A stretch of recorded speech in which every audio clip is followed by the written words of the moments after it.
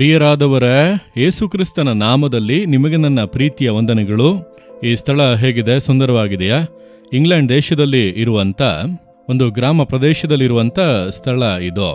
ಮ್ಯಾನ್ಸ್ಟನ್ ಎಂಬಂಥ ಒಂದು ಗ್ರಾಮದ ಭಾಗ. ಇಲ್ಲಿ ಯಾಕೆ ಬಂದಿರಿ ಎಂಬುದಾಗಿ ಕೇಳುತ್ತೀರಾ? ವಿಶ್ವ ಪ್ರಖ್ಯಾತಿ ಹೊಂದಿರುವ ಸ್ಮಿತ್ ವಿಗಲ್ಸ್ವರ್ತ್ ಎಂಬಂಥ ಒಬ್ಬ ದೇವ ಮನುಷ್ಯರು ಕಳೆದ ಶತಮಾನದಲ್ಲಿ ದೇವರಿಂದ ಬಹಳ ಶಕ್ತವಾಗಿ ಉಪಯೋಗಿಸಲ್ಪಟ್ಟರು.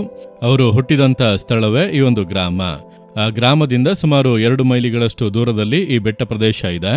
ಇದು ಅವರು ಉಪಯೋಗಿಸಿಕೊಂಡಂತ ಪ್ರೇಯರ್ ಮೌಂಟೇನ್. ಈ ಬೆಟ್ಟ ಪ್ರದೇಶದಲ್ಲಿ ಹತ್ತಿ ಅವರು ಪ್ರಾರ್ಥಿಸಿದ್ದಾರೆ, ನಡೆದಾಡಿಕೊಂಡು ಕಾದಿದ್ದು ಪ್ರಾರ್ಥಿಸಿದ್ದಾರೆ. ಅನೇಕ ವರ್ಷಗಳು ಇಲ್ಲಿ ಬಂದು ಅವರು ಪ್ರಾರ್ಥಿಸಿದ್ದಾರೆ. ಆದ್ದರಿಂದ ಈ ಸ್ಥಳವನ್ನು ನೋಡಬೇಕೆಂದು ನಾನು ಇಲ್ಲಿಗೆ ಬಂದೆನು. ತುಂಬಾ ಸುಂದರವಾಗಿದೆ ಅಲ್ಲ? ಇದರ ಪಕ್ಕದಲ್ಲಿ ಬ್ರೆಡ್ಫೋರ್ಡ್ ಎಂಬಂತ ಒಂದು ಸಿಟಿ ಇದೆ. ಅಲ್ಲಿಯೇ ಒಂದು ಸಭೆಯಲ್ಲಿ ಅವರು ಸೇವೆ ಮಾಡಿದರು. ಅವರ ಸೇವೆ ಅಲ್ಲಿಂದಲೇ ಆರಂಭವಾಯಿತು. ಅದರ ನಂತರ ಲೋಕದೆಲ್ಲೆಡೆ ಅನೇಕ ದೇಶಗಳಿಗೆ ಅವರನ್ನು ಕರೆದುಕೊಂಡು ಹೋಗಿ ದೇವರು ಉಪಯೋಗಿಸಿದರು. 1997ನೇ ವರ್ಷದಲ್ಲಿ ಅವರು ಕರ್ತನಲ್ಲಿ ನಿದ್ರೆ ಹೋದರು. ಅವರು ಜೀವದಿಂದ ಇದ್ದು ಸೇವೆ ಮಾಡಿದಂಥ ದಿನಗಳಲ್ಲಿ ಸತ್ತು ಹೋದ 23 ಜನರನ್ನು ಜೀವದಿಂದ ಎಬ್ಬಿಸುವಂತೆ ದೇವರು ಅವರನ್ನು ಉಪಯೋಗಿಸಿದ್ದಾರೆ. ಅಂತಹ ಒಬ್ಬ ದೇವ ಮನುಷ್ಯರು ಸ್ಮಿತ್ ವಿಗಲ್ಸ್ವರ್ತ್ ಎಂಬಂತ ದೇವ ಮನುಷ್ಯರು. ಈಗ ಅವರ ಮೊಮ್ಮಗಳ ಮಗಳು ಅವರು ಆ ಸಭೆಯಲ್ಲಿ ಸೇವೆ ಮಾಡುತ್ತಾ ಇದ್ದಾರೆ. ಅವರನ್ನು ಸಂಧಿಸುವಂತ ಅವಕಾಶ ಕೂಡ ಸಿಕ್ಕಿತು.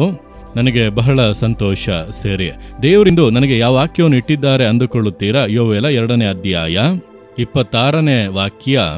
ದೇವರು ಹೇಳುತ್ತಾರೆ, ನನ್ನ ಜನರು ಎಂದಿಗೂ ಆಶಾಭಂಗ ಪಡರು ಎಂಬುದಾಗಿ. ಅಂದರೆ ನಿಮ್ಮನ್ನು ನೋಡಿ ಹೇಳುತ್ತಾರೆ, ನನ್ನ ಮಗನೇ, ನನ್ನ ಮಗಳೇ, ನೀವು ಆಶಾಭಂಗ ಪಡುವುದಿಲ್ಲ. ಆಶಾಭಂಗ ಪಡುತ್ತೇನೆ ಎಂಬುದಾಗಿ ಒಂದು ಭಯದಲ್ಲಿ ನೀವು ಇದ್ದೀರಾ?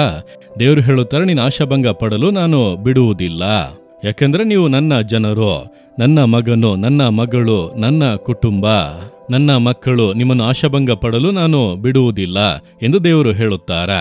ಅಂದ್ರೆ ನಿಮ್ಮ ಜೀವಿತದಲ್ಲಿ ಒಂದು ಅದ್ಭುತ ನಡೆಯಲಿದೆ ಎಂಬುದಾಗಿ ಅರ್ಥ. ಅದನ್ನು ನೀವು ನಂಬಿರಿ. ಕರ್ತನು ಆಶಾಭಂಗ ಪಡಲು ಬಿಡುವುದಿಲ್ಲ.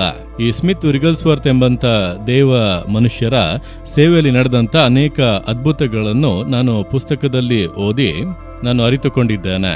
ಒಮ್ಮೆ ನೋಡಿರಿ, ಅವರು ಸೇವೆಯನ್ನು ಮುಗಿಸಿ ಮನೆಗೆ ಬಂದಾಗ ಆ ಕಾಲದಲ್ಲಿ ಪೋಸ್ಟ್ ಕಾರ್ಡ್ನಲ್ಲಿ ತಾನೇ ಲೆಟರ್ ಬರೆಯುತ್ತಾರೆ. ನಮ್ಮ ಮಗಳು ಆಪತ್ತಿನ ಅವಸ್ಥೆಯಲ್ಲಿ ಇದ್ದಾಳೆ, ವ್ಯಾಧಿಯ ಹಾಸಿಗೆಯಲ್ಲಿ. ನಮ್ಮ ಮಗಳಿಗಾಗಿ ನೀವು ಪ್ರಾರ್ಥಿಸಿರಿ ಎಂಬುದಾಗಿ ಬರೆದಿದ್ದರು.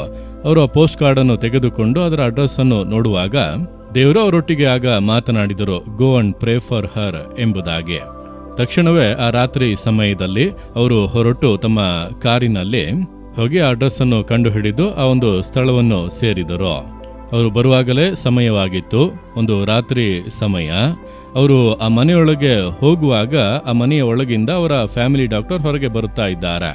ಇವರು ಒಳಗೆ ಹೋದಾಗ ಕುಟುಂಬದವರಿಗೆ ಹೇಳಿದರು, ನೀವೊಂದು ಪತ್ರವನ್ನು ಬರೆದಿದ್ದೀರಿ, ನಾನೇ ಆ ಸೇವಕನು, ನನಗೆ ನೀವು ಆ ಪತ್ರವನ್ನು ಬರೆದಿದ್ದೀರಿ, ನಾನು ನಿಮ್ಮ ಮಗಳಿಗಾಗಿ ಪ್ರಾರ್ಥಿಸಲು ಬಂದಿದ್ದೇನೆ ಎಂದು.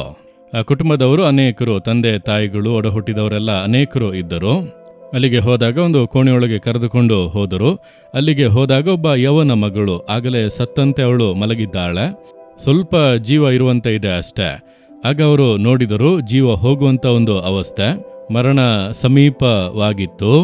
ಆ ಕುಟುಂಬದವರೆಲ್ಲ ಅಳುತ್ತಾ ಇದ್ದಾರೆ, ಕಣ್ಣೀರು ಸುರಿಸುತ್ತಾ ಇದ್ದಾರೆ. ಅಲ್ಲಿ ಒಂದು ನಂಬಿಕೆಯ ವಾತಾವರಣ ಇಲ್ಲ, ಏಕಮನಸ್ಸಾಗಿ ಪ್ರಾರ್ಥಿಸುವಂತ ವಾತಾವರಣ ಅಲ್ಲಿ ಇಲ್ಲ ಎಂಬುದಾಗಿ ಇವರು ತಿಳಿದುಕೊಂಡು, ನೀವೆಲ್ಲರೂ ಸ್ವಲ್ಪ ಹೊರಗೆ ಇರಿ, ನಾನು ಈ ಮಗಳಿಗಾಗಿ ಪ್ರಾರ್ಥಿಸುವೆನೆಂದು ಹೇಳಿದರು.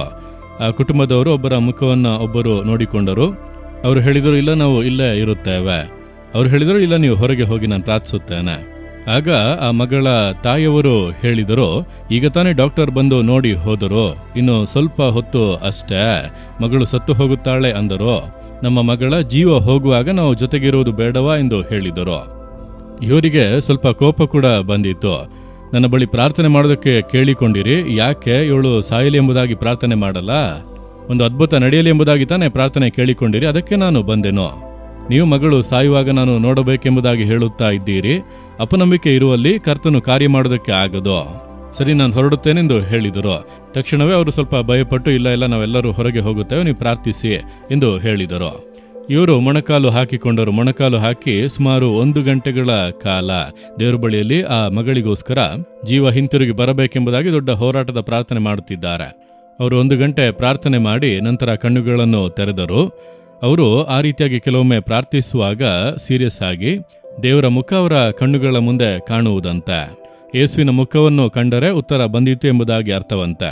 ಅಂದು ನೋಡುತ್ತಾ ಇದ್ದಾರೆ, ಯೇಸುವಿನ ಮುಖವನ್ನು ಕಾಣುವುದಕ್ಕೆ ಆಗಲಿಲ್ಲ. ಮಲಗಿದ್ದ ಯವನಸ್ಥಳನ್ನು ನೋಡಿದರು. ಅವಳು ಆಗ ದೀರ್ಘ ಉಸಿರನ್ನು ಎಳೆದುಕೊಂಡು ಬಿಟ್ಟು ಹಾಗೆ ಸತ್ತು ಹೋದಳು. ಅವರ ಕಣ್ಣ ಮುಂದೆಯೇ ಆ ಮಗಳು ಸತ್ತು ಹೋದಳು. ಈಗ ಇವರು ನೋಡುತ್ತಾರೆ, ಆ ಮಗಳು ಸತ್ತ ಶವವಾಗಿ ಕಣ್ಣ ಮುಂದೆ ಇದ್ದಾಳೆ. ಏನು ಮಾಡುವುದು? ಒಂದು ತೊಳಲಾಟ. ಸತ್ತು ಹೋದಳು, ನಾನು ಪ್ರಾರ್ಥಿಸುತ್ತಾ ಇದ್ದೇನೆ, ಈಗ ಹೊರಗಿರುವಂಥ ಕುಟುಂಬದವರಿಗೆ ನಾನು ಏನು ಹೇಳುವುದು? ಅವರು ಭಯಪಡಲಿಲ್ಲ, ಕಳವಳಗೊಳ್ಳಲಿಲ್ಲ. ಅವರು ಹೇಳಿದರು, ದೇವರು ನನ್ನನ್ನು ಆಶಾಭಂಗ ಪಡಿಸುವುದಿಲ್ಲ. ದೇವರೇ, ನೀವು ತಾನೇ ನನ್ನನ್ನು ಕರೆದುಕೊಂಡು ಬಂದಿರಿ, ಸೌಖ್ಯ ಮಾಡುವಂತೆ ನೀವೇ ಕಳುಹಿಸಿಕೊಟ್ಟಿರಿ, ನಾನಿಲ್ಲಿಗೆ ಬಂದಿದ್ದೇನೆ. ನೀವು ನನ್ನನ್ನು ಆಶಾಭಂಗ ಪಡಲು ಬಿಡುವುದಿಲ್ಲ ಎಂದು ಹೇಳಿ ಪುನಃ ಪ್ರಾರ್ಥಿಸಲು ಆರಂಭಿಸಿದರು. ಪುನಃ ಬಿಡದೆ ಸತ್ತು ಹೋಗಿರುವಂತ ಆ ಯವನಸ್ಥಳ ಶವದ ಪಕ್ಕದಲ್ಲಿ ಮೊಣಕಾಲು ಹಾಕಿ ಪ್ರಾರ್ಥಿಸುತ್ತಿದ್ದಾರೆ. ಪುನಃ ಅವರು 1 ಗಂಟೆ ಹೋರಾಡಿ ಆಸಕ್ತಿಯಿಂದ ಪ್ರಾರ್ಥಿಸಿದ ಬಳಿಕ ಕಣ್ಣುಗಳನ್ನು ತೆರೆದು ಕಿಟಕಿಯ ಕಡೆಗೆ ನೋಡಿದರು. ಯೇಸು ನಗುಮುಖದಿಂದ ಅವರಿಗೆ ದರ್ಶನ ಕೊಟ್ಟನು. ಅವರಿಗೆ ತಿಳಿಯಿತು, ನನ್ನ ಪ್ರಾರ್ಥನೆಗೆ ಉತ್ತರ ಬಂದಿತ್ತು ಎಂಬುದಾಗಿ. ಅವರು ಆ ಮಗಳನ್ನು ನೋಡಿದಾಗ ಆ ಮಗಳು ಹಾಗೆ ತಿರುಗಿಕೊಂಡು ಮಲಗಿಕೊಂಡಳು. ಅವಳಿಗೆ ಜೀವ ಬಂದಿತ್ತು. ಅವರು ಎದ್ದು ಮೊಣಕಾಲಿನಲ್ಲಿ ನಿಂತು ದೇವರನ್ನು ಸ್ತುತಿಸುವುದಕ್ಕೆ ಆರಂಭಿಸಿದರು. ಅಷ್ಟರೊಳಗೆ ಆ ಮಗಳು ಎದ್ದು ಆ ಕೋಣೆಯೊಳಗೆ ಇದ್ದಂಥ ಒಂದು ಪಿಯಾನೋವನ್ನು ನುಡಿಸುತ್ತಾ ದೇವರಿಗೆಂದು ಸುಂದರವಾದ ಹಾಡನ್ನು ಹಾಡಲು ಆರಂಭಿಸಿದಳು. ಹೊರಗೆ ಇದ್ದಂಥ ಕುಟುಂಬಸ್ಥರು ನೋಡಿ, ನಮ್ಮ ಮಗಳು ತಾನೇ ಈ ರೀತಿ ವಾದ್ಯ ಬಾರಿಸುತ್ತಾ ಹಾಡುತ್ತಾಳೆಂಬುದಾಗಿ ಒಳಗೆ ಬಂದು ನೋಡುವಾಗ ಆಕೆ ಜೀವದಿಂದ ಇದ್ದಳು. ಆಕೆಯನ್ನು ಜೀವಂತವಾಗಿ ಆ ಹೆತ್ತವರ ಬಳಿಗೆ ಒಪ್ಪಿಸಿ ಅವರು ಹಿಂತಿರುಗಿದರು. ದೇವರು ಆಶಾಭಂಗ ಪಡಲು ಬಿಡಲಿಲ್ಲ. ಅವರ ಪ್ರಾರ್ಥನೆ ಕೇಳಲ್ಪಟ್ಟಿತು. ಪರಿಸ್ಥಿತಿಗಳು ಬದಲಾದರೂ ಕೂಡ ದೇವರು ಅದ್ಭುತ ಮಾಡಿ ಆಶಾಭಂಗ ಪಡುವುದಕ್ಕೆ ಬಿಡದೆ ದೇವರು ಅವರನ್ನು ಘನಪಡಿಸಿದರು. ನಿಮ್ಮ ಜೀವಿತದಲ್ಲೂ ನಡೆಯುತ್ತದೆ. ನೀವು ಪ್ರಾರ್ಥನೆ ಮಾಡುತ್ತಾ ಮಾಡುತ್ತಾ ಪರಿಸ್ಥಿತಿಗಳು ವರ್ಸ್ಟ್ ಹೋಗುತ್ತಾ ಇದೆ, ವಿರೋಧವಾಗಿ ಹೋಗುತ್ತಾ ಇದೆ. ಆಶಾಭಂಗ ಪಡುತ್ತೇನೆ ಎಂಬುದಾಗಿ ಕಂಗಾಲಾಗುತ್ತೀರಾ? ಕಂಗಾಲಾಗಬೇಡಿ. ದೇವರು ನಿಮ್ಮನ್ನು ಆಶಾಭಂಗ ಪಡಿಸುವುದಿಲ್ಲ ಎಂಬುದಾಗಿ ಮಾತು ಕೊಟ್ಟಿದ್ದಾರೆ. ಆಶಾಭಂಗ ಪಡಿಸುವುದಿಲ್ಲ. ಈ ಕಾರ್ಯದಲ್ಲಿ ಅದ್ಭುತ ನಡೆಯುತ್ತದೆ. ನೀವು ನಂಬುತ್ತೀರಾ? ಇಂದು ಈಗ ದೇವರೇ, ನಾನು ನಂಬುತ್ತೇನೆ, ನನ್ನನ್ನು ಆಶಾಭಂಗ ಪಡಲು ಬಿಡುವುದಿಲ್ಲ ಎಂದು ಹೇಳಿರಿ. ಹಾಗೆ ಹೇಳಿರಿ, ದೇವರೇ, ನೀವು ಕೊಟ್ಟಂತ ವಾಗ್ದಾನಕ್ಕಾಗಿ ಸ್ತೋತ್ರ. ನನ್ನನ್ನು ನಮ್ಮನ್ನು ಆಶಾಭಂಗ ಪಡಲು ಬಿಡುವುದಿಲ್ಲ. ಇದು ನಮಗೆ ನೀವು ಕೊಟ್ಟಂತ ವಾಗ್ದಾನ.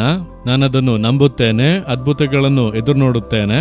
ಅವಮಾನಕ್ಕೆ ಬದಲಾಗಿ 2ರಷ್ಟು ಆಶೀರ್ವಾದಗಳು ಬರುತ್ತಿರುವುದಕ್ಕಾಗಿ ಸ್ತೋತ್ರ, ಸ್ತೋತ್ರ. ಯೇಸುವಿನ ನಾಮದಲ್ಲಿ ಹಿಂದೆ ಅದ್ಭುತಗಳನ್ನು ಎದುರು ನೋಡುತ್ತೇವೆ. ಆಮೇನ್, ಆಮೇನ್. ಜೀಸಸ್ ರಿದೀಮ್ ಕನ್ನಡ ಯೂಟ್ಯೂಬ್ ಚಾನಲ್ ಅನ್ನು ಸಬ್ಸ್ಕ್ರೈಬ್ ಮಾಡಿ. ಸಬ್ಸ್ಕ್ರೈಬ್ ಬಟನ್ ಕ್ಲಿಕ್ ಮಾಡಿ ಮತ್ತು ಬೆಲ್ ಬಟನ್ ಒತ್ತಿ. ಅನುದಿನ ಕಾರ್ಯಕ್ರಮದ ಮಾಹಿತಿ ಪಡೆಯಿರಿ.